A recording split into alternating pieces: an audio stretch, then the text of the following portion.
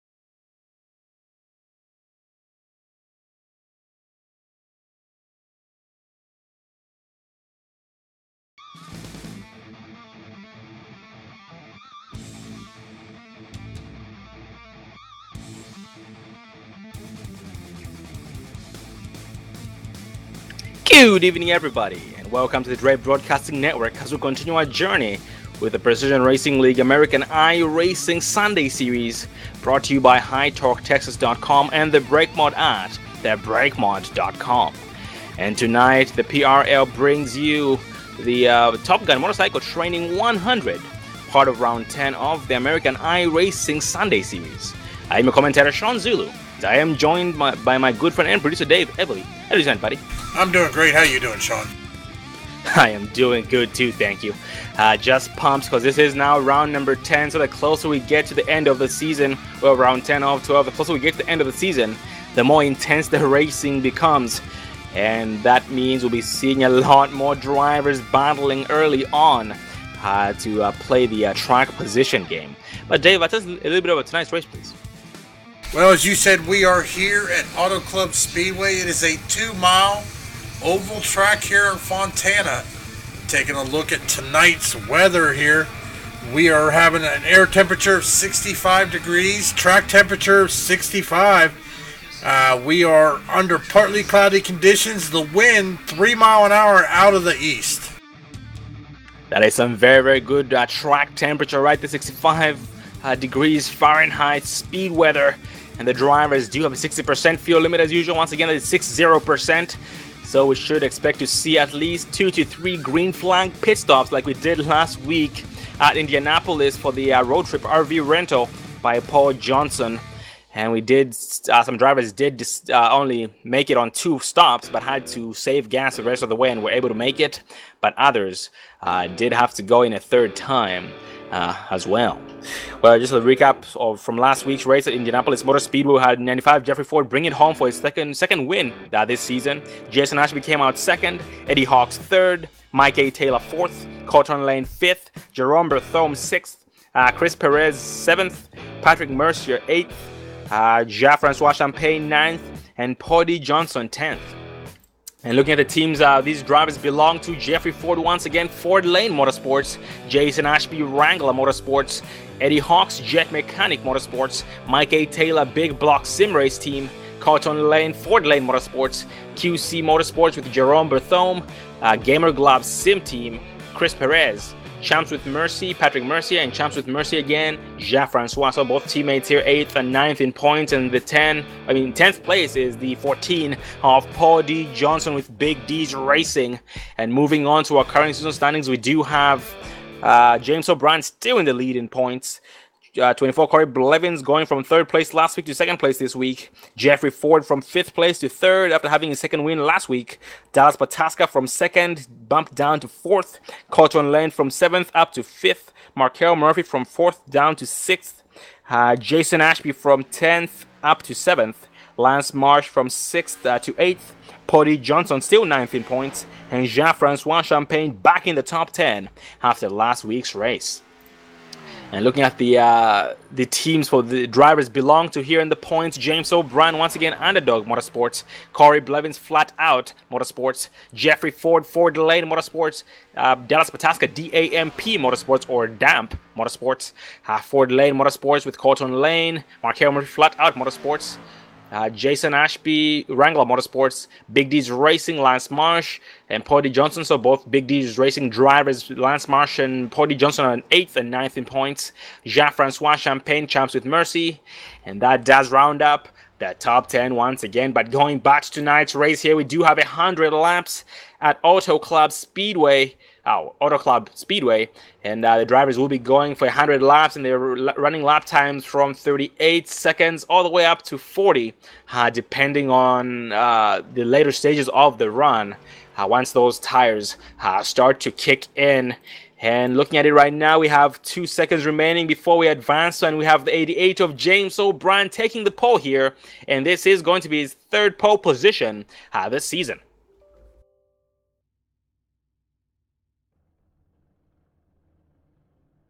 And right behind him here tonight is the 14 of Poddy Johnson. And further down the list here, the last car to qualify, 45 Eddie Hawks, who was able to finish in the 3rd place position in last week's race at Indianapolis Motor Speedway. So we will give them a few seconds before we go down the list.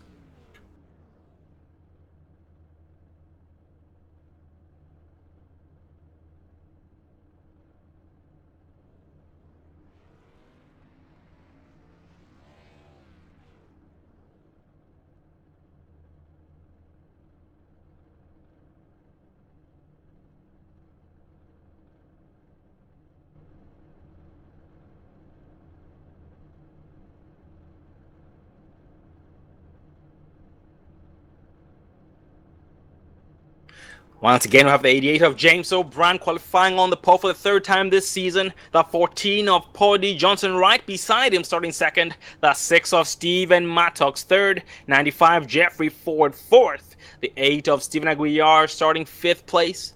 Of the 3 of Dale Robertson 6th. 13 of Jean-Francois Champagne 7th. The 5 of Jason Ashby 8th. The 27 of Danny Duchesne 9th. The 60 of Cotton Lane 10th, and that does round up that top 10. The 23 of Craig Hawkins starting in the 11th place position. The 59 of David White 12th. The 813 of Mike A. Taylor 13th. The 41 of Chris Perez 14th.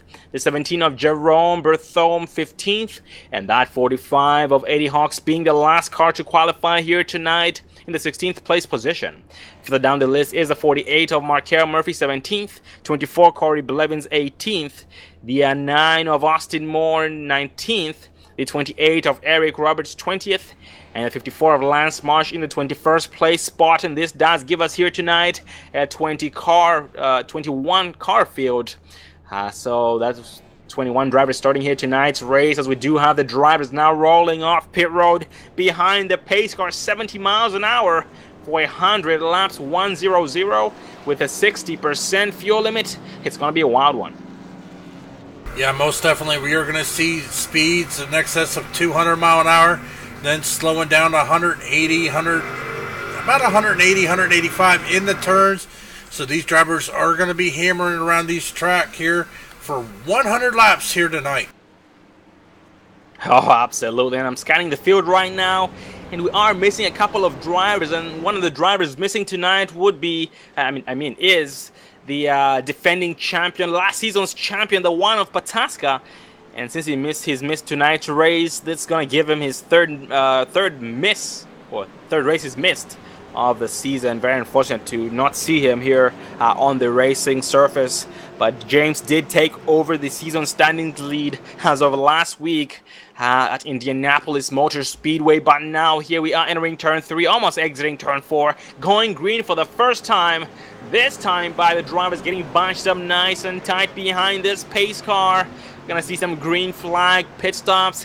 It will be an amazing race. That pace car is going to be leaving here in about 2 seconds. Yep, the pace car ducks off the surface. James O'Brien still holding pace speed 14, trying to tighten up. The 6 of Mattox, 95 Jeffrey Ford. The green flag flies. They all put it down. They are neck and neck. The 2 leaders, 14 of Johnson and the 88 of James O'Brien. The 6 of Stephen Mattox right now. That's clear. The 95 of Jeffrey Ford before turn 1. And Jeffrey Ford right now getting some bump drop from the 3 of Dale Robertson, who did back off him. Entering turn 1, the 8 of Steven Aguiar there on the inside line lets them go right now, still getting up to speed. The inside line here in the beginning, and a track like this is it's almost the same as Kansas Speedway. So basically, if you want to make passes, you have to do it as soon as you get that green flag. The newer the tires, the better, because once you put a lot of laps on those tires, the inside line will not stick. Yeah, most definitely, Sean, but we are seeing these guys hitting 198, 199 here, coming into turn number 1, slowing it down to right just under 180 mile an hour, then back up to speed for the long backstretch here as we are being led by the 88 of James O'Brien.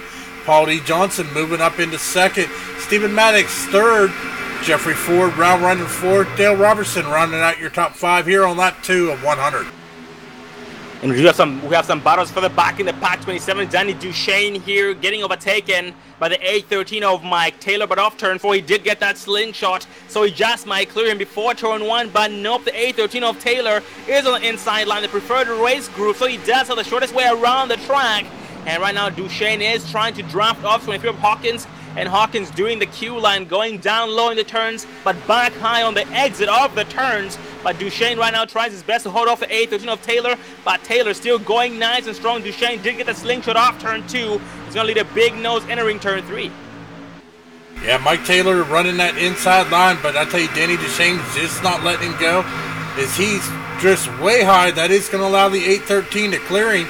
Also going to be bringing the 60 of Colton Lane. And then right behind them, there is the 17 of Jerome Betharmu.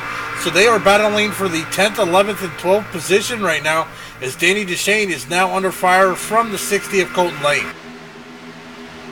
Oh, Jerome tops the apron, goes sideways. He was able to save it somehow.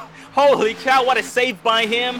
But he will go to the back in a hurry. He is trying his best to get up to speed as we speak, with that high torque logo in the rear end of the Ford Mustang. Very well dressed by 17 of Jerome Berthome. And going back up front, 23, Craig Hawkins trying to make moves against the 8 of Stephen Aguiar, who in turn is making moves against the 95 of Jeffrey Ford. Yeah, most definitely, as we see that 23 machine of Craig Hawkins didn't quite get the start he wanted, started 11th, already up into the, actually just moved into the 6th position, as he just is just edging out the 95 of Jeffrey Ford, but Jeffrey Ford's not letting him go, as he is getting a push from the 8 of Stephen Aguiar. Still, Craig Hawkins still on a move there. He is a man on a mission, wanting to get to that front, as he is able to clear the 95 of Jeffrey Ford. Yep, once again, ladies and gentlemen, this is round number 10 of a 12-race season. So that means only 2 more races remaining. These drivers hammers down the floor all race long. Going to be battling all race long tonight, because it doesn't really matter. I mean, it doesn't make a difference to just ride, because they are now trying to advance their spots here before next week's race. And right now we have 23 of Hawkins being charged by the 95 of Jeffrey Ford. That drop does suck him in throughout the backstretch. Entering turn 3, there they have a difference in lifting points. So that will cause Craig Hawkins to zoom past him or increase that gap on the exit of Ford. But going back for the up front, the 3 of Robertson right now, trying to catch the 6 of Stephen Mattox in the 3rd place spot. They are spread out about 0.8 seconds, or 0.8 of a second. Right now, the first through third, I should say actually, first through sixth place, that's James O'Brien down to Craig Hawkins, are all pretty much riding single file and taking advantage of the draft the best they can. Yeah, most definitely going back up front here, though. James O'Brien still leading this. He does have Paul D. Johnson, but he has pulled out to about a half a second lead. Paul D. Johnson has got Stephen Maddox right behind him, not too far off. Currently showing right about almost a second, no, less than a second there. As Stephen Maddox goes all the way below the white line, trying to get the faster line, trying to catch that back bumper of Paul D. Johnson. And Dave, for the back in the pack, the usual suspect, the driver making his way through the field. The 48 of Markel Murphy has gained 7 spots this far here on lap number 8, coming from 17th place with no qualifying time to currently rounding up that top 10. His next victim in line, the 8 of Stephen Aguiar. And ladies and gentlemen, the 48 of Markel Murphy is known to be the fastest driver in the long run here with the Precision Racing League American iRacing Sunday Series, and he is a rookie this season, and he has been doing an amazing job, currently standing in the 6th place position in the points standings. So he is hungry as well, very determined to get the job done. Last week at Indy, he did have an amazing race, but off turn 4, across the start-finish line for the checkered flag, he did get into an incident there that forced him to finish further down the list because he did blow his motor. He went nose first into the pit entrance wall, which did end his race right there on the exit of 4 on the last lap. It was unfortunate for him, but he is back here tonight trying to make a difference, trying to make history not repeat itself. Hopefully make history not repeat itself, and in front of him he does have a battle going in between the 8 of Aguiar and the 813 of Mike Taylor. Yeah, we saw the 813 making early moves. He might have burned up his tires because the 8 of Stephen Aguiar is all over his inside. Is going to be able to clear him, take out position away, move the 813 back into the 9th position. Still running just inside the 10, but he has the hungry 48 Markel Murphy right behind him.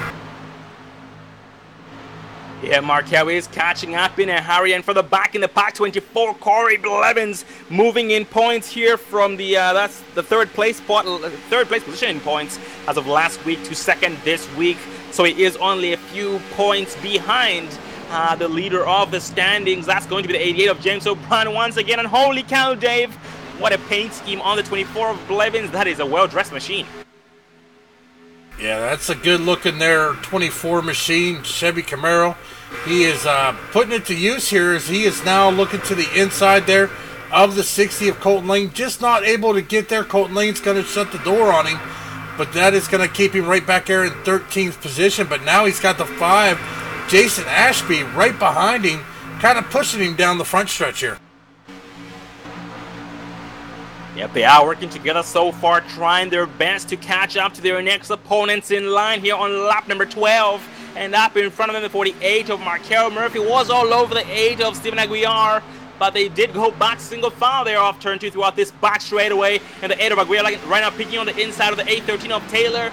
Is Taylor going to let him have it? Yes, he lets him maintain that inside line, or half the inside line so far. And Murphy will try and benefit from both lanes right now, just pretty much following the line that seems to be moving. And it's the inside line that the 8 of Aguiar used to get around the 813 of Mike Taylor. And for the back in the pack here, we have the 54 of Lance Marsh. Lance Marsh riding outside line so far, just having inside a drive, just pretty much trying to get used to this track.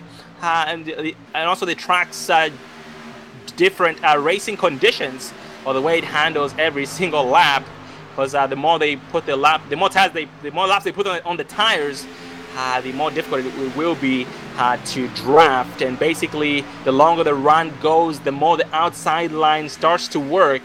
So right now, Lance Marsh just riding all lanes, trying to figure out which one's the sweet spot. He's not too worried about speed just yet, but he is all about finding the sweet spot and saving tires in the long run, or saving tires for the long run, trying to set himself up.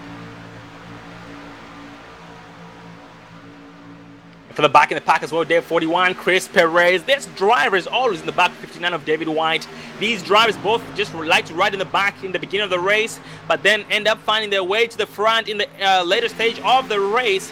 So we will see them getting to the front here in no time. and 41 of Perez just got around the 59 of David White, and David White did top the white line there on the inside line entering turn 1, and that did shoot his car sideways, but he was still able to hang on to that machine and still keeping up in the sights, in the draft also of the 41 of Chris Perez. He is catching me here slowly but surely on this backstretch, but they will separate each other once they get to the turn. But Dave up front, the A13 of Taylor making some moves against the 27 of Duchesne, but Duchesne was able to make a pass against him there off the exit of turn 2. But in front of them as well, David will have a better side by side between the 48 of Murphy and the 8 of Aguiar. Well, looks like the 8 of Steven Aguiar is going to keep that position, but Markel is definitely looking. He is now looking here into the inside. He is going to drop down next to the white line. Use the draft from the 95 of Jeffrey Ford. They're going to stay side by side coming into turn number 1. And Jeffrey Ford having his second win once again last week at Indianapolis after winning the first race of the season at Daytona International. So he is hungry to get a third win here if possible, and after that a fourth win for the final race here of the whole entire season. So these drivers are trying to finish nice and strong, and most drivers had a bad season last season, including 13 of Jean-Francois, but having a better season this season. So that is very, very good to see. And up front, the 88 of James O'Brien has maintained or increased his lead to over a second against second place driver 14 of Paul D. Johnson. Yeah, as we see James O'Brien just pulling out here in the early stages of the race here on lap 17. I don't know exactly what their pit window will be. I think it's 25 to 30 laps maybe. Don't quote me on it. Could definitely be longer than that. Meanwhile, out in the chat, John LaBeouf says, boy, you can't wait for next season. Definitely miss seeing him out here. Can't wait for him to jump back in the car and get out on the track with these guys. Oh, absolutely. Yeah, brother John, it is very, very good to see you out there in the chat. Too bad I'm not seeing you on the racing surface, but you are an amazing driver and know how to get the job done. Yeah, buddy, we look forward to seeing you here in the near future, and hopefully even next week at Texas Motor Speedway for round number 11, because it is heated in the points. But take care. And looking at it right now, from the back in the pack, we have the 24 of Corey Blevins trying to make some moves, but so far having a Sunday drive. He started 18th and moved up into the top 10 here, running up the top 10 behind the 27 of Duchesne, and he does seem to be about 1.2 to 1.5 seconds behind Danny Duchesne, so he definitely is getting a little bit of a draft, but not enough to suck him in a hurry. And up front here we have the 8 of Aguiar trying to set up both the 95 of Jeffrey Ford and the 48 of Markel Murphy. And looks like Markel Murphy has been able to make a move on both drivers, Jeffrey Ford and the 8 of Aguiar. Well, we do know that Markel Murphy is hungry. He is wanting to get up there. Take a look right now. Unfortunately, right now, our fastest out on the track is going to be the 88 of James O'Brien. But I tell you, with pit stops coming up, this definitely could be. And also want to take a moment to say hello to John Marine out there in the chat. How you doing there, buddy? Welcome. Glad you could stop by to check out the Precision Racing League.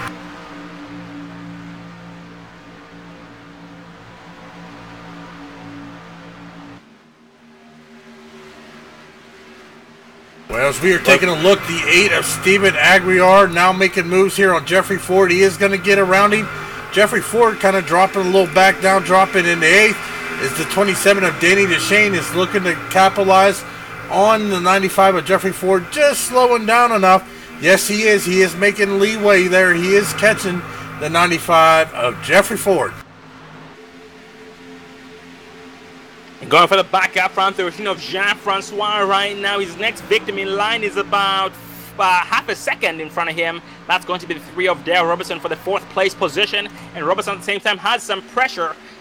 He's applying pressure to the 6 of Stephen Mattox, and that's going to be a battle for the 3rd place position. And right now, Dale is looking to the inside, and when you peek on the left quarter panel of your opponent who's in front of you, that does give you a big run. And that's a good way to do it. As you can see right now, the 3 of Robertson was able to benefit due to his nice textbook maneuver move there, and moves 6 of Mattox up the track, and they'll go neck and neck throughout the front stretch here. Crystal start finish line for the 22nd lap here of 100. Still have a long way to go, so we should expect some green flag pit stops here in the next 3 to 8 laps. So fingers crossed.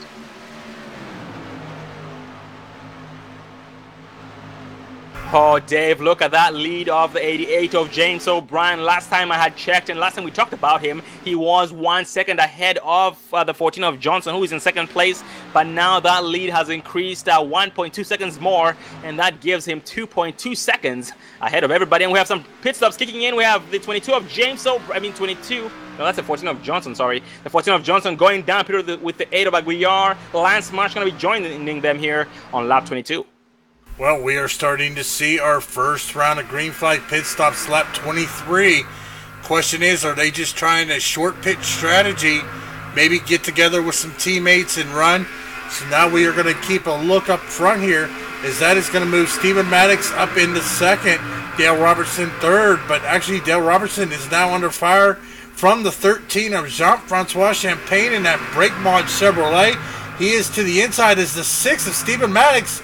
Oh, not sure if there was any contact made, but he checked up right in front of the 13 right there as they were coming around the turn, trying to make his way down on pit road. Holy cow, Dave. That was a very, very close encounter by the 13 of Jean-Francois and Steven Maddox. This is why these machines do need brake lights.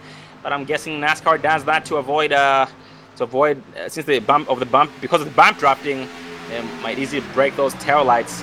But going up front here, we do have the 3 of Robertson, who got overtaken by the 48 of Markel Murphy, and now the top 12 drivers still need to pit in, and the 3 of Robertson now downshifting, going down pit road as we speak, this time by.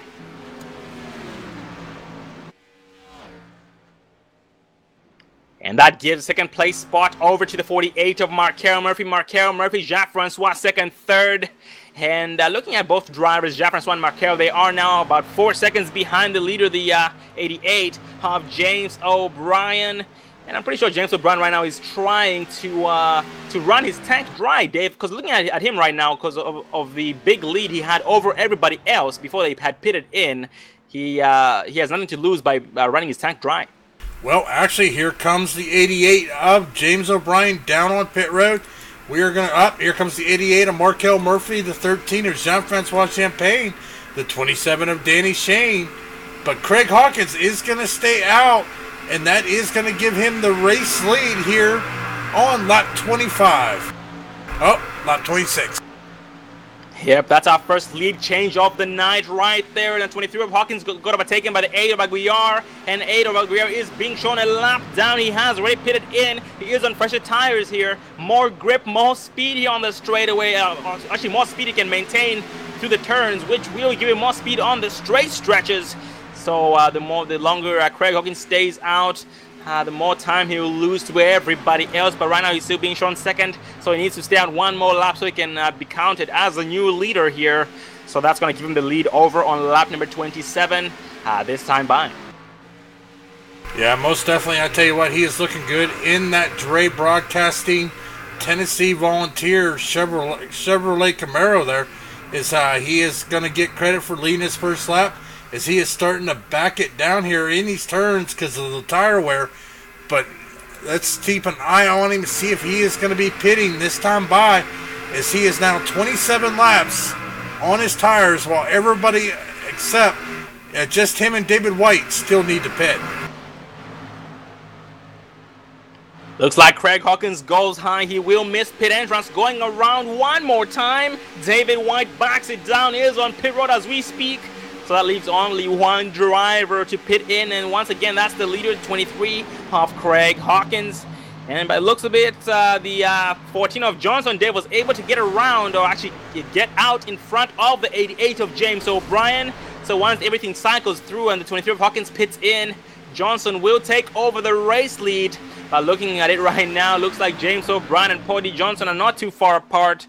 And they are about, let's see, actually they are far apart. Well, the 23 of Craig Hawkins now making his way down on pit road for his first green flag pit stop of the night here at Auto Club. That is going to hand the race lead over to the 14 of Paulie Johnson, if he can get around him. But it looks like Paulie Johnson now coming into turn 3. But I tell you what, look right behind him. There's the 88 of James O'Brien, not too far off.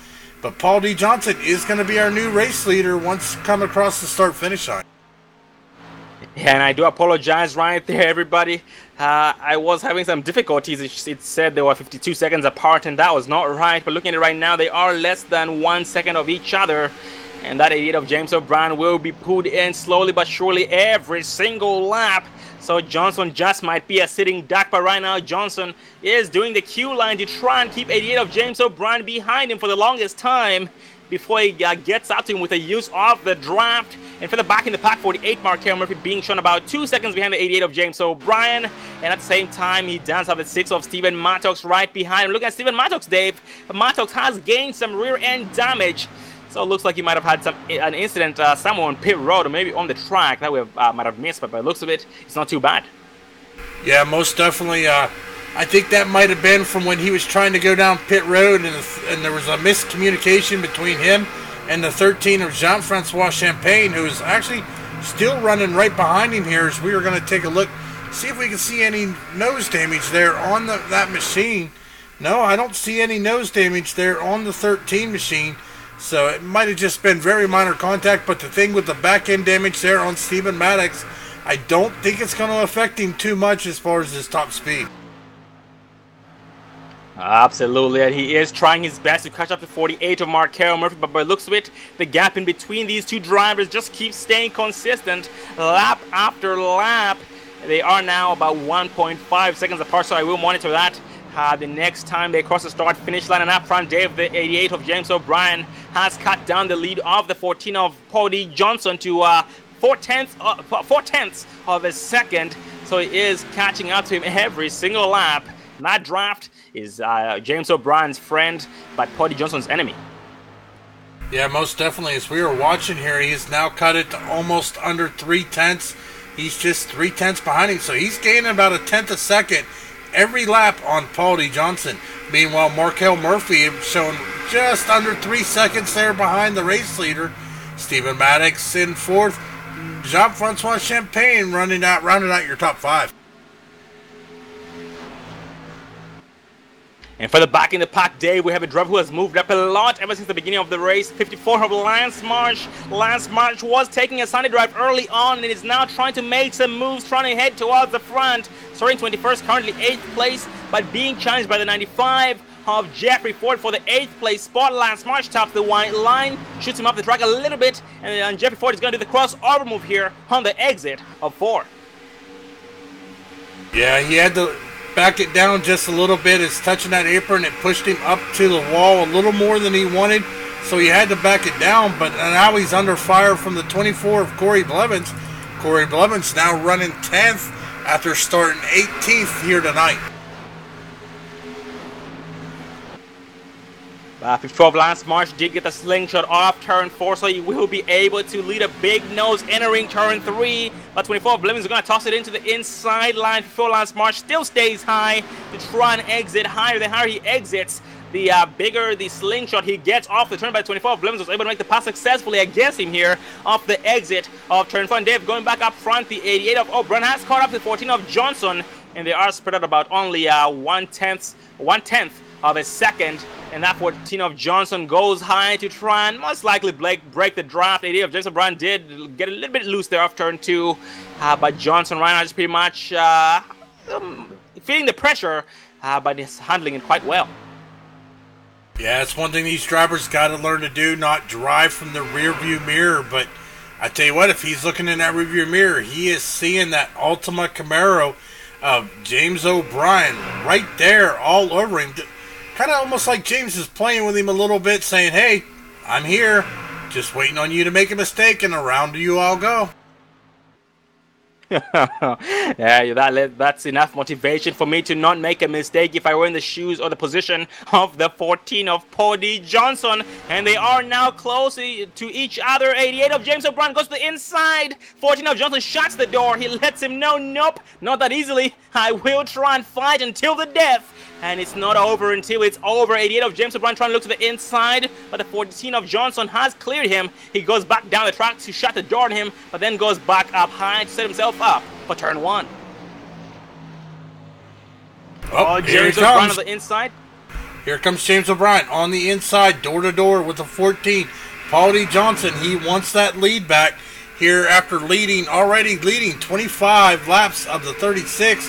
Paul D. Johnson fighting back on the outside, but James O'Brien gets the preferred line as he is going to clear the 14 of Paul D. Johnson. We have a new race leader, the 88 of James O'Brien. And Davis, a little bit of a reminder, the 88 of James O'Brien did pit later than the 14 of Johnson, which means Johnson right now does have more laps on his tires compared to James O'Brien. And looking at my stats right now, they are 3 laps. They have a 3-lap difference on tires. So that most likely will play some kind of role here, Dave. But I'm not sure if it's going to play too much of a factor, but it's very difficult to tell. Well, I tell you what, with the 88 of James O'Brien and 14 of Paul D. Johnson battling it out, that did allow the 48 of Markel Murphy to kind of close that gap a little bit. Running in third, he is about 1.8 seconds there behind Paul D. Johnson. And then Jean-Francois Champagne, but a little further back, we have a battle for 5th place between the 3 of Dale Robertson and the 6 of Stephen Maddox. Stephen Maddox to the inside, Dale Robertson on the outside. Maddox is going to get the position, but here comes the 3 of Dale Robertson looking to possibly try the crossover. Yep, he is going to try it. He is going to get to the inside, door to door with the 6 machine. Yep, Stephen Maddox does stay high. 3 of Robertson has a bad entrance to the end to turn number 3. 6 of Maddox will propel past him or at least try to off the exit of turn 4. They stay neck and neck. 6 of Maddox trying to come down the track to have a shorter distance, because once again, the higher you are on the track, the more distance you cover. Therefore, the more time you spend racing on the exact same lap. But Dale Robertson was able to make the pass successfully against the 6 of Stephen Maddox, who did not give him that position freely, but was fighting to try his best to maintain it. But right now, 6 of Maddox will use the draft to try and set him up, to try and take what was rightful his, which was that 4th place position. And up front, Dave, we do have the 48 of Markel Murphy, who has actually cut down the lead of the 2 leaders from 1.9 last time you had checked on them to now 1.6, and gaining lap after lap. Once again, ladies and gentlemen, the 48 Markel Murphy, the fastest driver here in the Precision Racing League on the long run. So he is now, looks like this long run is playing a very, very good favor for him. Well, ladies and gentlemen, we are down to 61 laps remaining here at Auto Club. We have been caution-free so far, already seen green flag. We have seen battling up front, battle in the middle, back in the back. These guys are battling all over the track. Well, ladies and gentlemen, we are going to give you a chance to refill your drinks, refill your snacks, and we will be right back after this quick commercial break. iRacing, you wanted the best, you got them 4 abreast. Often imitated, never duplicated. The greatest show under the World of Outlaws.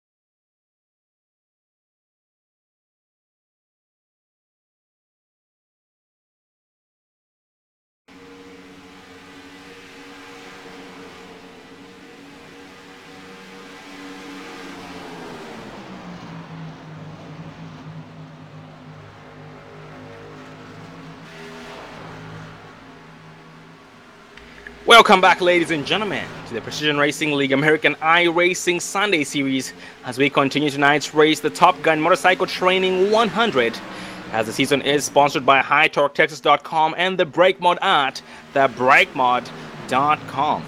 But we are being joined by a special guest, one of the drivers here, the A13 of Mike Taylor, coming up for like a second time after joining us at Talladega. That was a very fun race. We had a very fun time with you. How are you doing tonight there, Mike? Oh yeah, I had a blast here today. Unfortunately, these corners just get so tight, especially in these cars, and I just smacked the wall one too many times and lost it out of 4. Oh, very, very sorry to hear about that, Mike.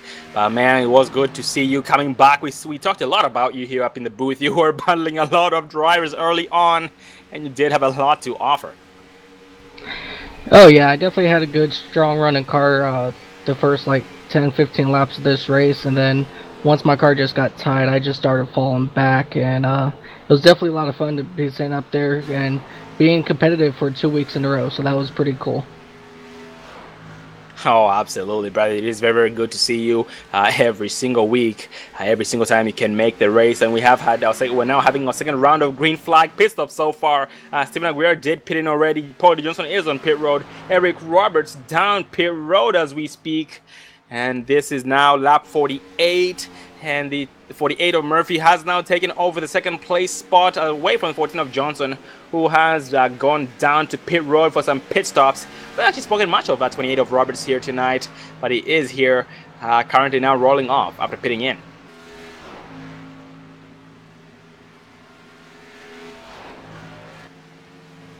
Yeah, there's definitely a lot of strong running cars out here today. As always, we're always trying to catch James O'Brien in that 88. He's always fast no matter where we go.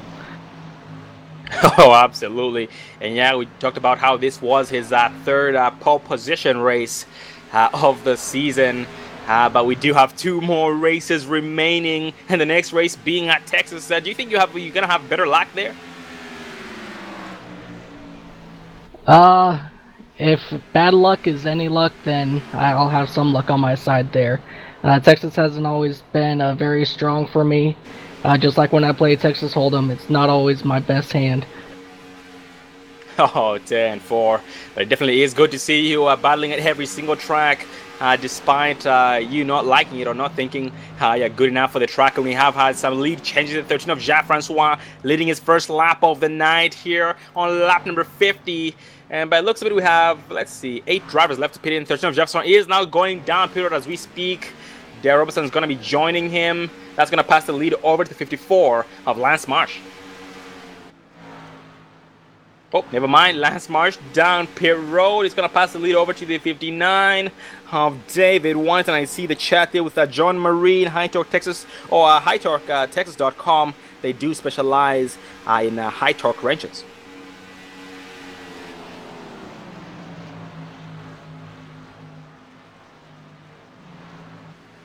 And as we speak, 59 of David White is still on the track as we speak, most likely trying to lead 1 lap here, or lead some laps, so he can get that extra bonus point. But he's not being shown to lead just yet, so he needs to stay out 1 more lap. So far we have, let's see, 4 more drivers left to pit in. David White, Craig Hawkins, Eddie Hawks, and the 17 of Jerome Berthome. Yeah, I saw there for the first set of pit stops. I believe David was like the second to the last car to take a pit stop. So he might be able to go a little bit longer than everybody else as he takes over the lead there. Oh, most definitely. And from experience, from what you had seen out there on the track with your machine here at Auto Club, do you think staying out this long to try and run your tank dry is the best strategy? Oh, no, not at this track. This track is very, very bumpy, and it eats up your tires like no tomorrow. Definitely having fresher tires definitely gives you like a second, maybe 2 seconds advantage. So if he doesn't pit soon, those the ones who are already pitted, they're definitely going to be catching him real quick here. Oh, 10-4, that does make a lot of sense. Sorry about that. Excuse me. And David White has taken over the lead here with Craig Hawkins. This now reversed. Craig Hawkins was the last driver to pit in and was ahead of a 59 of David White. The first round of pit stops. Now the roles have reversed. Craig Hawkins is behind David White. So it looks like David White did have a better pit stop the last time by, and David is now slowing down. Nope. He puts his hammer down back through the floor, and he will be going around one more lap, giving him 27 laps on his tires. Well, there, Sean, we are beyond the halfway point, so if my math is correct, almost all these drivers should be able to make it on one more pit stop. So we only need one more pit stop right about lap 73 to 75, and they should be able to make it the rest of the race. Yeah, absolutely. So we're going to be seeing... So let's see. It's safe to say running the tank drive would be 28 laps right now, just because David White is now going down to pit road here. He's going to be followed by the 23 of Craig Hawkins. Nope, Craig Hawkins going around one more time, but Craig does have one lap less on his tires.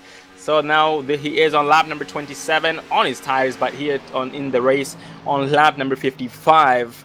So that's going to make things very interesting for pit strategy. As we saw last week at Indianapolis, pit strategy was a very, very key factor, and that did really make a difference in whether the drivers won the race and secured themselves a top 5 finish or top 10.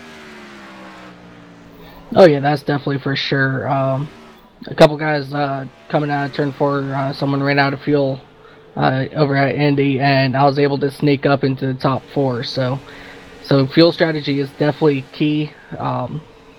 So like David said, pitting right around, or Dave, he said pitting about 73 to 75 will be their best bet, and I absolutely agree with that.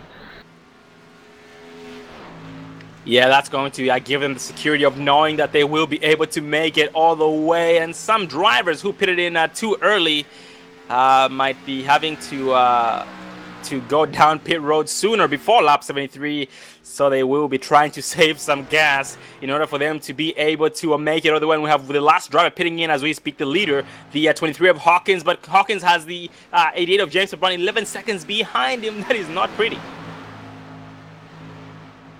Yeah, like I said, James is pretty fast, and he's got Markel Murphy right behind him, and Paul D. Johnson, he's also quick there. So those three, it's going to be a very interesting battle all the way till the end of this race.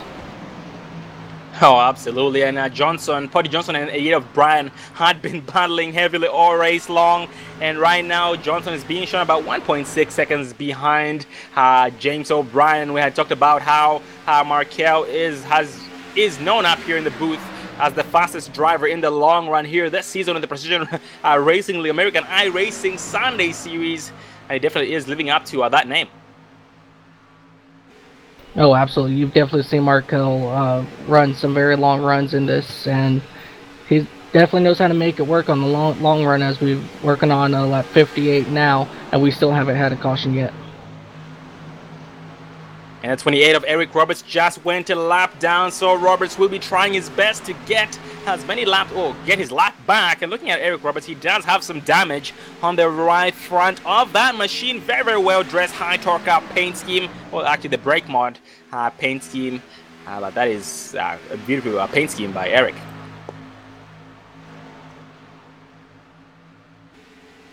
And for the back in the packet, 24 of Corey Blevins being shown about 1 second. Actually, he's very close, less than a second behind the 95 of Jeffrey Ford for the 8th place position. And Jeffrey Ford so far trying to keep his hammer down the floor to try and get away from the 24 of Blevins the best he can. But that draft is working against him, as it is pulling the 24 of Blevins and keeping him in his sights every single lap. And up in front of the two drivers, we do have the 6 of Mattox, who just let the 3 of Robertson by on the exit of 2.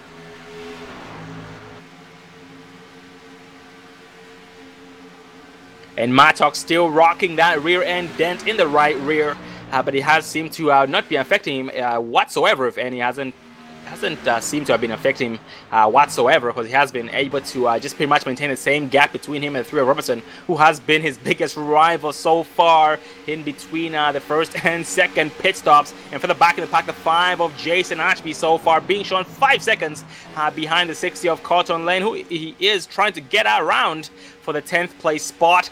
And Ashby does have an engine roaring in his rear view. It's going to be the 54 of Lance Marsh. Yeah, it's very weird seeing Jason Ashby run back in the middle of the field like this. He's usually one of the top contenders week in and week out. So maybe Jason is trying to save something until the end, but he's already 20 seconds back from the leader. Oh, absolutely. It could definitely be the case, and Jason did do an amazing job with pit strategy last week at Indy, which did secure him a second place spot, or second place finish behind Jeffrey Ford and ahead of a 45 of Eddie Hawks. So yeah, most likely is just trying to save some gas and try and maximize the fuel economy of the machine, just so he can be able to make it all the way once he pits in for the final time. And surprisingly there, Mike, even though we're running about 38 to 39 second lap times, the race is going by pretty quickly. These laps do wind down pretty quick. Oh, definitely at this track. This track is I believe it's a 2-mile track total. Yeah, 2 miles. And 39 seconds is really, really quick around this track. And laps just pick away like it's nothing. Oh, absolutely. And as we speak right now, Jason Ashby is trying his best to keep 54th Lance Marsh in his sights. And early on in tonight's race, we have noticed Lance Marsh just pretty much riding. I was seeing him in the beginning riding the high side line, but now he's gone back down low, actually down to the middle lane, and goes back high to set himself up for the entrance to turn 3. So he is trying to save tires the best he can. He is being shown about 6 seconds behind his next victim for position 60 of Cotton Lane. Yeah, trying to save tires here is really, really rough. Like I said, this track is pretty rough and very bouncy, and trying to save tires is definitely hard. So if you can get that car to work around the outside without hitting the wall coming out of the corners, I think you'll be just fine. Oh, most definitely. And looking at it right now, going up front, we do have a better look at that. Like you had said there, Mike, Marker Murphy has caught the 88 of James O'Brien and has been applying pressure every single lap. Just pretty much seemed to be bump drafting him. So at this point, he's most likely trying to make it seem as though he's going to be a friend to James O'Brien, but then pounce at the last second. Oh, absolutely. Murphy is probably trying to get into James's head right now as the laps are winding down really quick, and Murphy is praying that he can get O'Brien to really mess up here and go up the track and he can pounce coming on the inside. Oh, absolutely. That's a good thing about this, is that when you're that close to a driver, you know that you are a threat to them. Well, you know that you are threatening them because you're all over their rear view. That's all they can see is you. So they'll most likely be driving in the rear view mirror and focused on you more than they're racing.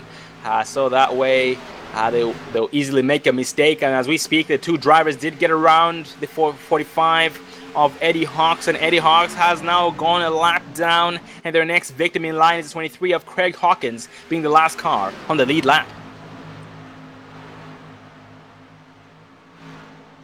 Taking a look at here at my stats, James O'Brien leading, well, now coming to 47 laps here tonight. Paul D. Johnson leading 7, Craig Hawkins 5, David White leading 13, Jean-Francois Champagne leading 2, Markel Murphy leading 1 lap. Markel Murphy is now looking to the inside there. James O'Brien decides to back it off, jump back in the draft, and just ride right behind him. And for the back in the pack, the 3 of Dale Robertson is behind the 8 of Stephen Aguirre for the 5th place spot. These guys are within a second of each other. At the same time, they do have the 13 of Jean-Francois in the same time interval. So they are very, very close to each other. And at this point, the 3 of Robertson and the 8 of Aguirre most likely will work together to try and run him down. Maybe do the leapfrog or do the just bump drafting on the straight stretches to try and maximize the speed the best they can. They take different race lines. Entering turn 1, the 3 of Robertson goes to the inside of the 8 of Aguiar, who did drift way high. The 3 of Robertson taps the apron, goes sideways. That allows the 8 of Aguiar to take back the 5th place spot here on the exit of turn 2. Definitely hitting that white line down at the bottom of the apron and going it through these corners will definitely upset the car and push the car up the track. So you really got to be careful of that white line here. Oh, absolutely, and he's now the 3rd victim of the white line. We had seen the, let's see if I remember correctly, 17 of Jerome Berthom was one of the victims there of the white line, and the other one was the 59 of David White, and now the 3 of Robertson. As we were speaking there, the 3 of Robertson and the 8 of Aguiar were bump drafting each other, but the Steven Aguiar did end up missing his entrance, the entrance to turn 1, but he's now coming back with a big run on the 3 of Robertson to try and work together again. But up front, going back to the 48 of Markel Murphy and the 88 of James O'Brien, these drivers still working together. So we have 4 to 6 laps before the drivers have to pit in, or before they can pit in to be good on gas. Yeah, that sweet lap is lap 73 to 75.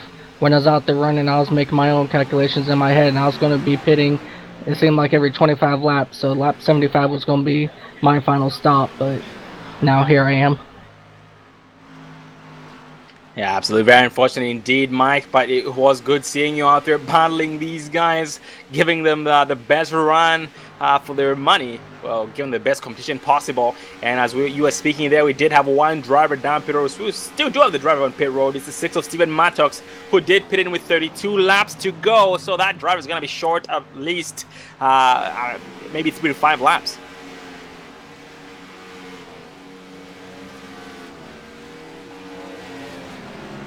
And now James O'Brien, that gives him 22 laps on his tires. And so far, the driver next in line to pit in first will be the 5 of Jason Ashby and the 95 of Jeffrey Ford. These drivers do have the most laps on their tires.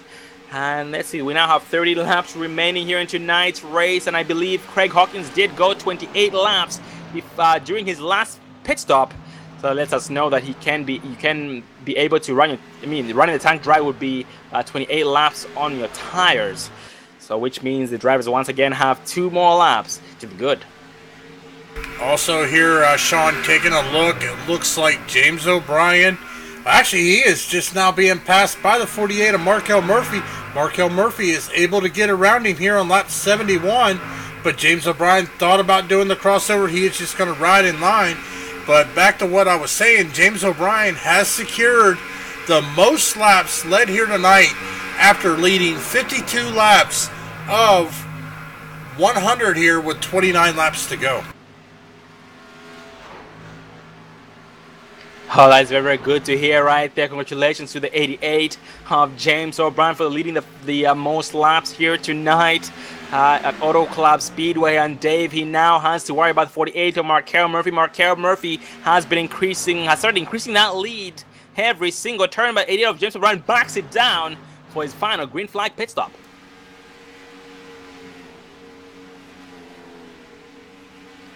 And Paul D. Johnson will take over the 2nd place spot here behind the 48 of Markel Murphy, 13 of Jean-Francois 3rd, Darrell Robertson 4th, and the 8 of Aguiar in the 5th place spot. And we have more drivers pitting in: James O'Brien, Jean-Francois, Stephen Aguiar, and Corey Blevins down pit road this time. Well, Sean, we are in that pit window. It's a little far out. Might have to save a little bit of fuel. I'm not sure, but here we see the 48 machine. He is backing her down, making his way down on pit road. Checking out Paul D. Johnson, Eric Roberts down on pit road as well, following him down here. So that looks like that is going to hand the race lead over to the 3 of Dale Robertson. This final pit stop is going to be very crucial and make sure that none of these competitors get caught speeding, because if they do, that's going to be a disaster for them. Yep, so far gone caution free. Them speeding would be a bad day for them. They will have to go down and serve a 15-second penalty on pit road under green flag conditions. And that is enough time for you to get lapped, because all that time you're spending braking and pit speed, which is 65, actually it's 55 miles an hour, yep. So that's a lot of time down pit road. And as we speak, the 3 of Robertson right now is still staying out, takes over the race lead officially here on lap 75 with 26 laps remaining. He now has 25 laps on his tires, so he has 3 more laps before he runs the tank drive. The 60 of Cotton Lane currently second, 48 Mark Murphy being shown third, but that hasn't updated yet. 14 Johnson fourth, and 14 of Johnson here just exited turn 2 off the apron there, because he just now pitted in. So he's now trying his best to catch up to as many drives as he can, make up as much time as possible so he can get up front.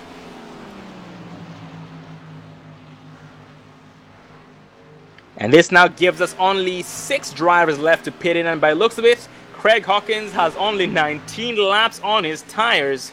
So he most likely will be maybe running his tank dry like he did the last run, so he can try and beat these guys, because he will have a lot less laps on his tires, which will give him more grip, more speed through the turns. It can be beneficial, but maybe not beneficial enough to make it work after he loses too much time for staying out too long.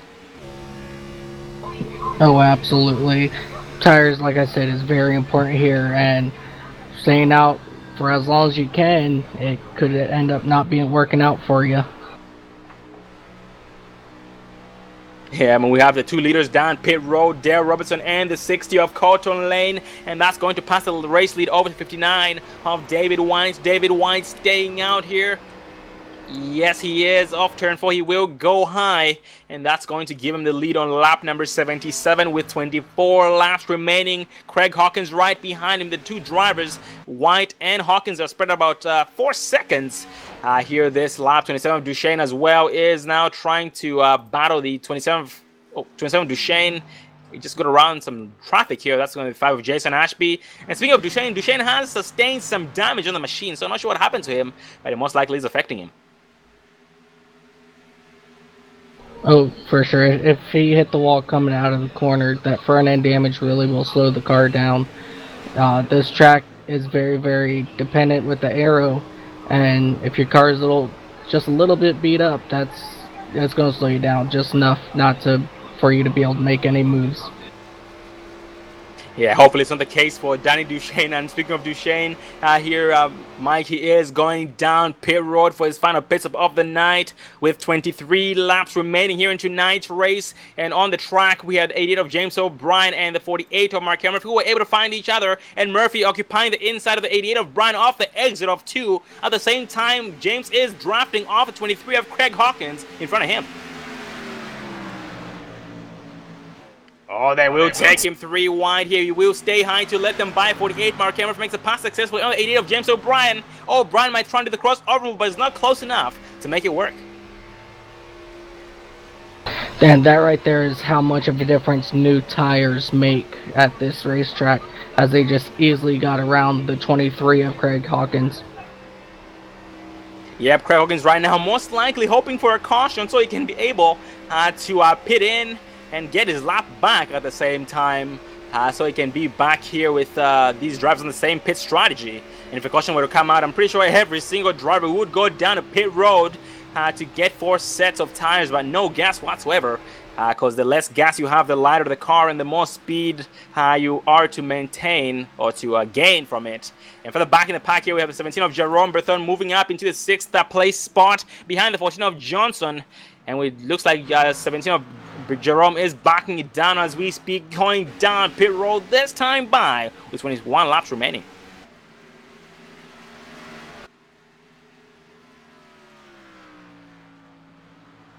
'24 of Corey Blevins back on the track as well here behind the 8 of Aguiar, being spread out about 1 second or 9/10 of a second actually. So he is trying his best to catch Steven Aguiar for the 6th place position. And for the back in the pack as well, 60 of Cotton Lane here, being shown 2 seconds behind the 6 of Steven Mattox for position for the 9th place spot. And Colton Lane as well down for a little bit of a rear end ding. So it looks like it might have been some bump draft action going wrong during the track here, during the battles. With that, we might have missed. 54 Lance Marsh being shown 13th, being also the last car on the lead lap here. And his next victim in line, the 13 of Jean-Francois, who is about 2 seconds in front of him. Going back up front, James O'Brien was able to get around Markel Murphy, take over the race lead once again. Taking a look at our race report, we have had 12 lead changes here tonight. 0 cautions. That's right, ladies and gentlemen. They have ran caution-free here so far with just 19 laps remaining here at Auto Club. And with that said, with all pit stops cycling through and having so many lead changes, we now have 19 laps remaining before it's over. So we will take our final commercial break off tonight's race so you guys can get your last round of popcorn and refreshments, and so we can thank our sponsors. We'll be right back, so stay tuned.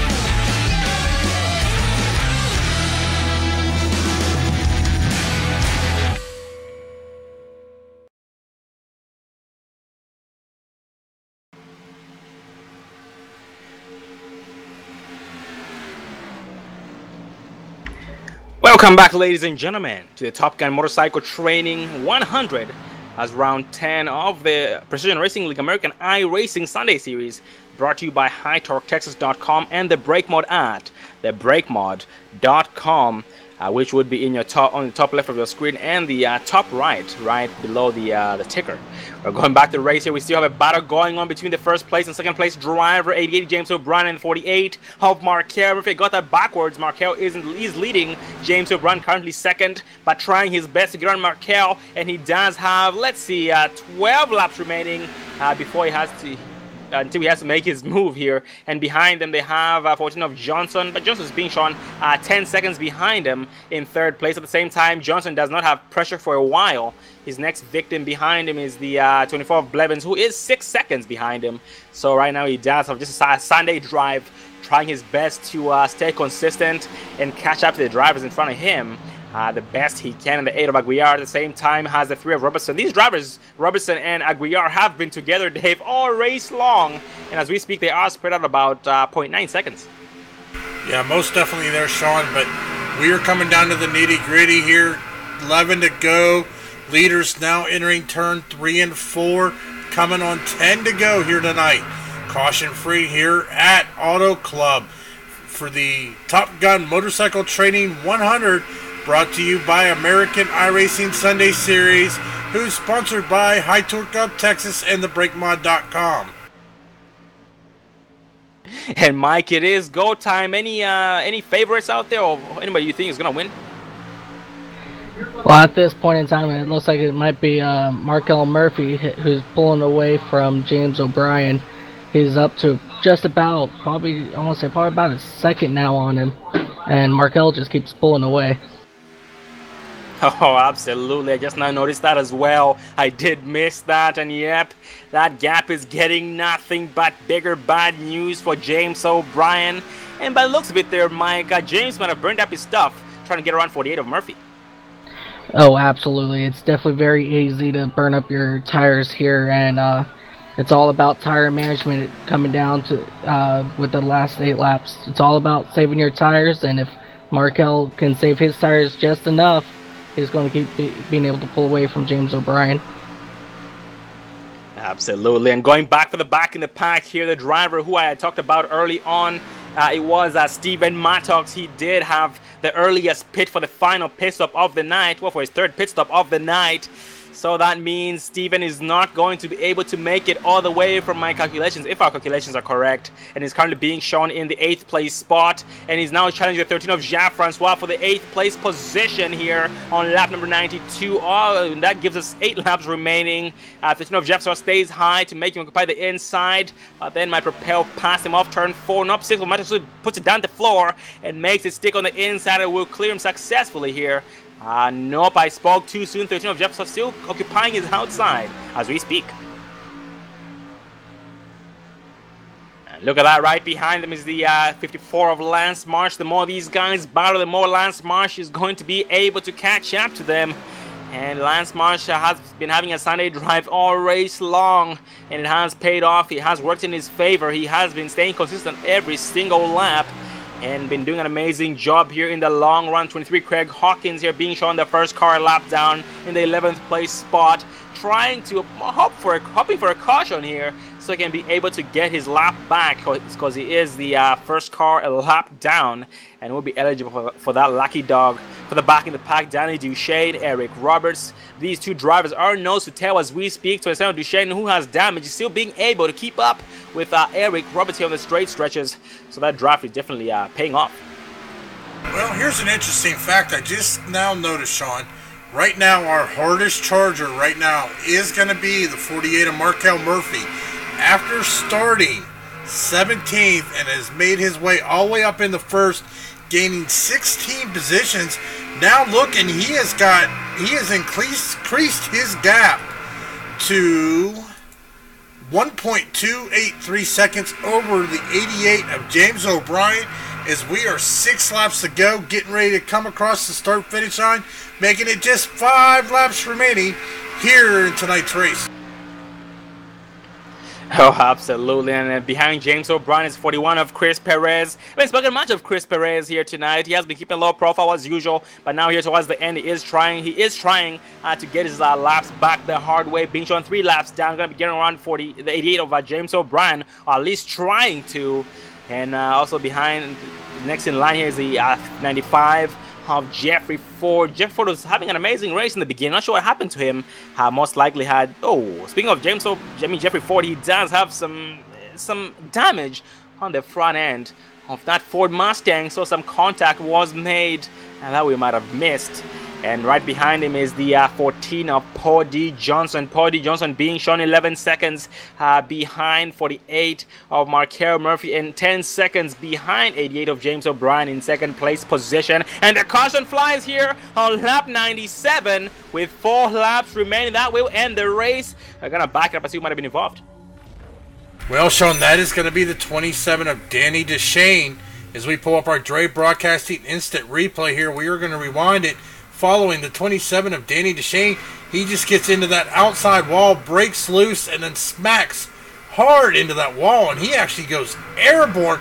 He is going to be the only car involved, but we are going to ride on the cockpit with the 27 of Danny Deshane. We are going to ride along as he goes airborne, flipping through the air down into the grass, bringing out our only caution tonight. And unfortunately, as you said, that is going to end tonight's race under caution, giving the race win to the 48 of Markel Murphy.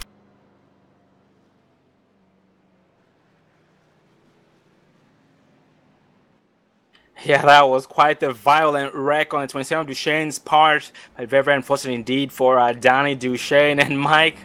That was some serious flight. Yeah, he definitely got some major air on that. After he bounced off the wall and the wall just grabbed him. I've had that happen to me quite a few times, and once the wall decides to let you loose, you definitely go for a ride. Oh, absolutely. But holy cow, what an amazing race here tonight with the American iRacing Sunday Series by PRL, as they brought you the Top Gun Motorcycle Training 100 here for round 10 of 12. And next week, we're going to be racing Texas Motor Speedway for round number 11. And next week is going to be even more intense than we had seen tonight's race, because that's going to be the race before the end of the season. So the drivers will try and bring their A game, or I should say their A-plus game. And we have one driving in the way from the pace car, the 23 of Craig Hawkins, back on the lead lap on lap 99 with 2 laps remaining. Next time by will be the white flag. And we have 59 of David White trying to get his lap. Well, I don't think David White's going to be able to get his lap back. It was a little bit too late, unfortunately. Very unfortunate to see all the drivers, but David White, Eric Roberts, Jerome Berthome, Eddie Hawks, Jason Ashby, Jeffrey Ford, Chris Perez, Danny Dushane, Mike Taylor finishing 12th through 20th, respectively. Yeah, it was definitely a very interesting race watching Markel and James O'Brien run there for the lead for like a good 50 laps. That was really awesome to watch and witness. Oh, absolutely. Very, very nicely done by every single one out there. And we are sorry for your misfortune there, or your bad luck that you had there on the exit of 4, like you had talked about. The incident happened while we were under commercial break the first time. It definitely is good to have you. Just like I talked about when you broadcast with us at Talladega. We're not happy that you wrecked, but we are glad that you're able to come up here. Oh, absolutely. I definitely enjoy coming up and sitting with you guys in the booth, and it's always awesome to watch these guys race, even if I'm not in it. When I didn't have a track a couple weeks ago, I sat and watched you guys on YouTube, and it was an awesome race to watch. Oh, absolutely. Well, now we are crossing the start-finish line, and this gives us the white flag. And that 48 of Murphy clutching it in for whatever reason, maybe trying to save some gas. Well, just maybe doing just for fun. But he should be able to make it all the way, just like everybody else out there. James O'Brien actually now has 28 laps on his tires, but 2 of those laps were under caution. So it shouldn't make too much of a difference. He should be able to make it all the way. And 14 of Johnson, 3rd.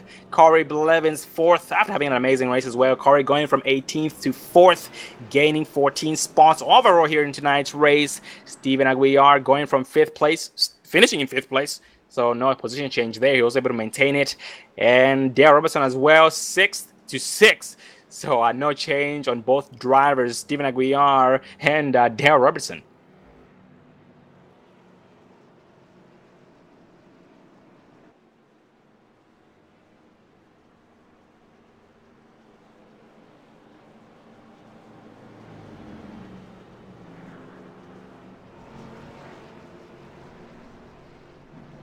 And ladies and gentlemen, stay tuned. We will be interviewing the top 3 drivers, Markel Murphy, James O'Brien, and Paul D. Johnson. And we do have the 14 of Johnson messing with the 88 of James O'Brien, tapping him every now and then, reminding him that I'm right behind you.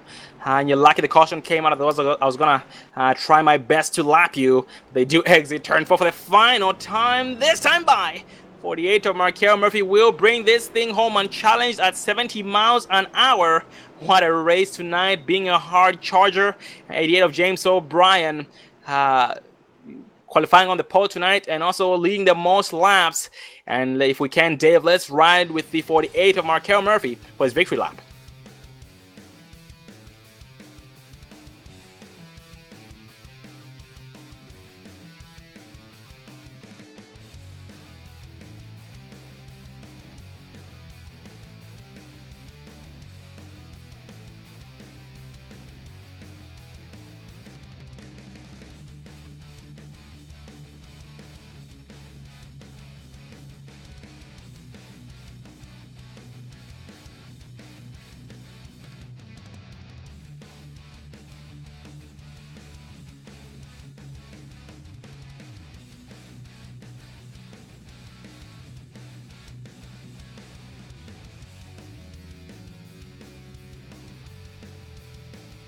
Well, Markel Murphy, all eyes on you, so please burn it down and blind us.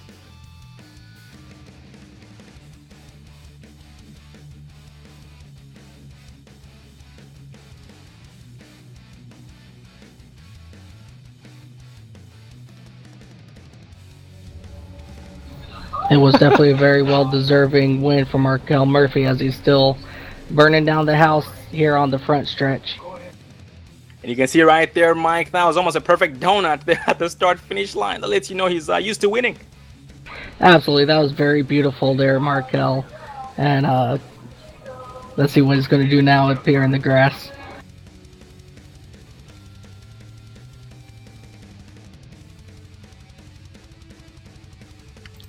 Well, Markel, how are you doing tonight, buddy? I'm all right. Well, doing Flat Out Motorsports proud, and tonight this gives you your 2nd win of the season for the American iRacing Sunday Series and your 5th top 5. Very, very impressive. Well, tell us about your race. It was an all-around good race. Can't really complain about anything. Got up through the field well. No real complaints there. Everybody gave space. There was no real crowding and everything. I mean, other than the setup being just a tad tight, no real complaints for the race. Oh, that is very, very nice and very great to hear. And Markel, up here in the Dre Broadcasting booth, you are known as the fastest driver in the long run here at the Precision Racing League American iRacing Sunday Series. What's the secret to being fast and saving your tires? I mean, fast in the long run, saving your tires, staying consistent, because usually when you're saving tires, that means you're going slow. But with you, it's not the case. You're always fast and save tires at the same time. It's really all in patience and knowing what line to go to, because once tires where if you keep running that fast line, you're just going to burn them off. So it's really just finding another lane where you can still hold that same consistent speed. Oh, copy that. That is a very, very good advice on Markel. You do an amazing job week after week. Tonight you did start in 6th place in the point standings, and this win here tonight definitely will shift you up a couple of positions up there, and hopefully maybe into the 1st place position. And next week we'll be racing at Texas Motor Speedway. What should we expect to see from you there, buddy?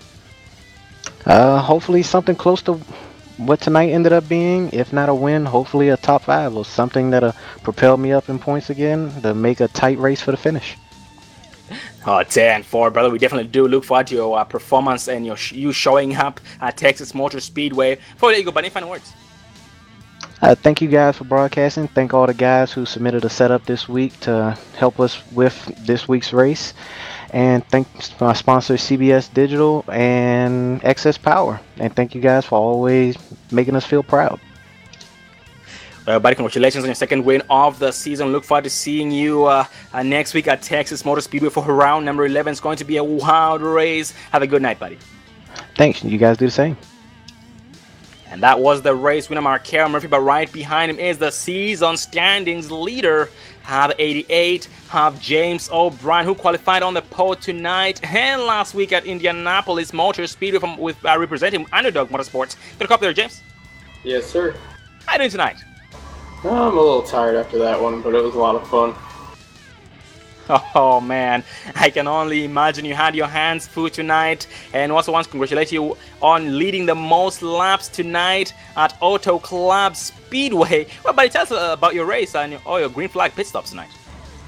My pit stops were horrendous. That's probably where I lost the race. Most of my pit stops were mid-14s, or it put me behind every single time. I tried short pitting and it didn't work either, because they would just, Markel would just gain the time back there too, because every time I went in the pits it would just be horrendous and there's nothing I could do. I thought I had a good strategy down, but I'm used to at least 13-second pit stops. I don't know what the heck caused how bad they were. I was centering my stall and everything. I didn't slide the tires or go in too deep, so I'm not really sure what the problem was. Maybe it was just a coincidental off night. Oh, 10 Force, very, very sorry to hear about that. And James, you did have the 14 of Johnson all over you in the beginning of the race, and then after you thought you lost him, you had another opponent for the second half of the race, 48 of Markel Murphy. And thinking about it right now, do you think you could have done anything differently to try and set him up and keep him behind you? Yeah, I mean, if my pit stops were a little better, I would have been able to keep to my strategy that I originally had.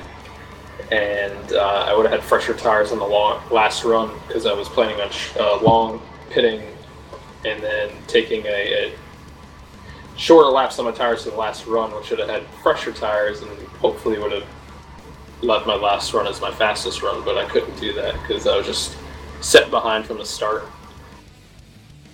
Oh, he was 10. fast though, I have to say. Like there wasn't a lot I could do to keep him behind me. We were kind of just cruising there for a while, I could tell, because he wasn't fighting me for a while, and then when he wanted to pass me, I pretty much had to let him go. My car was done.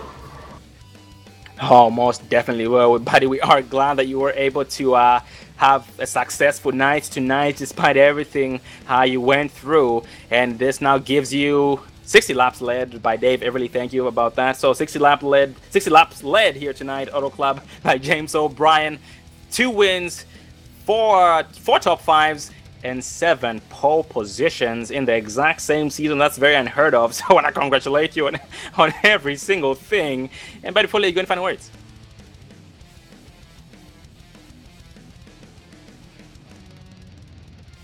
Oh, you there, James? Oh yeah, I'm sorry, I hit the wrong button. I just want to congratulate Markel and you guys for broadcasting again. It's glad to have you on. Hopefully you guys come back next season, because I know this one's winding down, and I hope Paul enjoys finishing behind me every week. Well, brother, congratulations on your success here tonight and a successful season overall. And look forward to seeing you again next week for round 11 at Texas Motor Speedway. Have a good night. Thanks. Have a good night, guys. And that was James O'Brien, but right behind him is last week's sponsor for the road trip, RV Rental, Paul D. Johnson at Indianapolis Motor Speedway. Good to come up there, Paul. Hey guys, how are you doing? Good, how are you, buddy? I'm doing great. Got 3rd place, podium finish. I like this track, but it's not exactly my favorite. I thought we had a good, decent pit strategy, but it worked in the first run. I got out there in front of James, but I short pit that first run, and we were going to try to make each run a little longer. And hopefully those fast guys, we're kind of hoping they try to burn their tires off trying to catch up, but that did not work that way. They were a little bit too fast. Oh, that makes sense. And looking at the beginning of the race there, Paul, it did seem as though you're doing an amazing job keeping 88 of James O'Brien behind you, and you were keeping that gap consistent and even increasing it every now and then. But it did seem as though you did end up falling off the pace a little bit due to that tire wear. How was the tire wear actually tonight? I mean, the tire wear wasn't really that bad. It started to loosen up a little bit, but not that bad. You had to back up the corners a little, but it really was not bad at all. In fact, that probably could have been where I could have made some time if I'd have driven a little harder. But the problem is if I dial it up that next notch, then I end up burning my tires off, and that actually happened that first run. I don't know if you guys noticed that, but I kept up with James there for a while, and then all of a sudden my tires just seemed to go, and I noticed third and fourth and fifth were starting to reel me back in, which was okay because it worked with our short pit stop strategy that first run, but it wasn't going to hold up towards the end when we were running longer laps or longer pit windows. So I don't know. I had a bad last pit stop, almost 15 seconds, but still, those two up front were just really fast. They were 10 seconds up there. And I really didn't make any mistakes on my end, so they were just fast, very fast. Well, Paul, we are glad to hear that you did all you could to try and be successful, and you were successful, brother. Podium finish here after finishing 10th place last week at Indianapolis, so that momentum did more than double, which is amazing. And you finishing on the podium here, and this now gives you your 4th top 5, and you have one pole position throughout the whole entire season, so that's very, very good to see. And buddy, speaking of that, what should we expect to see from you next week at Texas?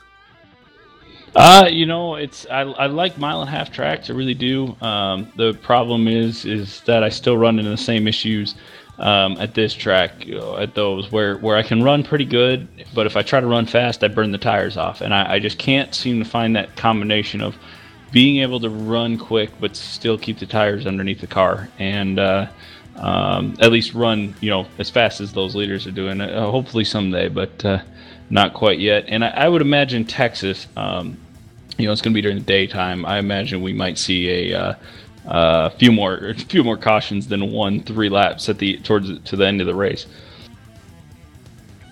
Oh, most definitely. Well, buddy, we do look forward to seeing you again next week at Texas Motor Speedway, and hopefully you do. It will be your first win of the entire season right before the end, since it's going to be round number 11. But once again, keep up the great work and representing Big D's Racing with the Road Trip RV rental paint scheme. Very, very well-dressed machine. For legal, but any final words?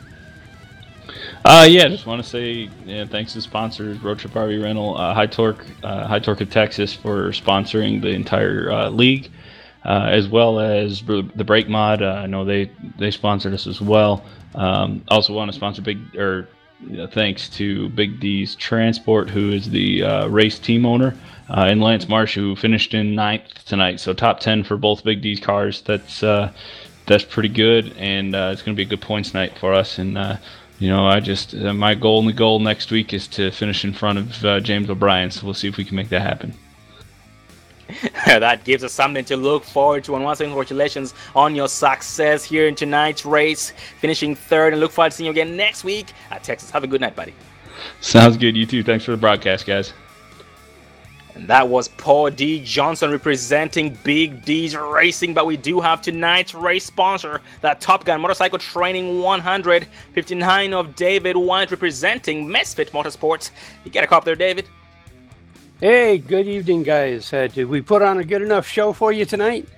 Oh, most definitely, you did more than a good show. It was amazing seeing you guys going side by side, and just a lot of battles, a lot of pit stops. And tell us about your race here tonight, David. Well, I knew I didn't have the fastest car out there, so I was trying to use pit strategy and kind of stay out a little longer than everybody else. It worked out for a little bit. I even led a few laps. In fact, the first laps I've led since I've been with the league. I would have had a really good finish, much better than the 11th place had had that caution not come out late, and some of those other guys would have had to have started pitting, because we were definitely good to the end of the race. Oh, 10-4, yeah, very sorry to hear about that caution interfering with your pit strategies. And David, we noticed that you were kind of dirt tracking there at one point off the exit of 2. I believe, yeah, in between turns number 1 and 2. Have you been dirt tracking before? Only on motorcycles, so that's been one of my first experiences in 4 wheels. 10-4. And speaking of motorcycles, you are the sponsor of tonight's race, the Top Gun Motorcycle Training 100. Want to talk about that a little bit? Sure. Top Gun Motorcycle Training. We're part of the California State Motorcycle Training Program and Safety Program. We do the same thing people do with training people to drive cars, only we do it with motorcycles. But we also work. We are motorcycle safety advocates, and we've spent time working with the state legislature to try to help make motorcycle riding safer. Oh, that is a very, very good thing you do. And once again, this is David White. And David, for those people who are wondering and who would like to be a part of it or check you guys out, is there any website they could go to? Sure. Our website is www.topgunmc.com. Like I said, we have several of the training sites throughout the state. We also do train the military at a couple of the local Air Force bases. Oh, 10-4. Once again, ladies and gentlemen, TopGunMC.com. Check them out for Top Gun motorcycle training, just like David White has talked about. And David, all season long, you have kept a low profile and usually charge towards the late stages when it really matters the most. And you do usually survive. You have survived most of the races because of that, and while others have bad races and end up getting wrecked out and have to park pretty much end their nights early. So with that said, would you say you have had a successful season this season? I have had a fairly good season. I am not sitting in points where my goal was, but after tonight's race I might be. I wanted to be in the top 15 in points this season. But I'm just outside of that at the moment. But I think after tonight's race, I might move back up in the top 15. So yeah, for me, I know I'm not winning races, but we're definitely having a good successful run this season. Oh, 10-4, brother. Very, very glad to hear about that. And once again, ladies and gentlemen, TopGunMC.com. Check out the motorcycle training, just like David White had talked about. And David, thank you very much for sponsoring tonight's race here at Auto Club Motor Speedway. Auto Club Speedway. It was an amazing race, and you guys did amazing. I look forward to seeing you guys again next week at Texas. Before I let you go, any final words? Well, thank you guys for what you do with the broadcasting. You make this a whole lot of fun for us, and we look forward to you guys continuing on with us. Well, thank you for having us, and congratulations here on your success here in tonight's race, and look forward to seeing you again next week at Texas Motor Speedway. Have a good night, buddy. All right, you guys all definitely have a good night. And that was the 59 of David White, tonight's race sponsor here for the Top Gun Motorcycle Training 100, doing Misfit Motorsports proud. And holy cow, guys, I am speechless. That was a quick race here. And Markel Murphy winning tonight's race. James O'Brien second, Paulie Johnson third, Corey Blevins fourth, Stephen Aguilar fifth. Darrell Robertson 6th, Colton Lane 7th, Jean-Francois 8th, Lance Marsh 9th, and Craig Hawkins getting his lap back during the first and only caution and finishing in the 10th place spot. But holy cow. And Mike, once again, thank you for joining us. We look forward to having you in the booth more often. Not glad you wrecked out once again, but glad to have you anytime. Absolutely. Thank you for having me up here again. It was a lot of fun being with you and Dave, and giving everybody a shout out on YouTube and on iRacing.com. Definitely should come check us out every single week.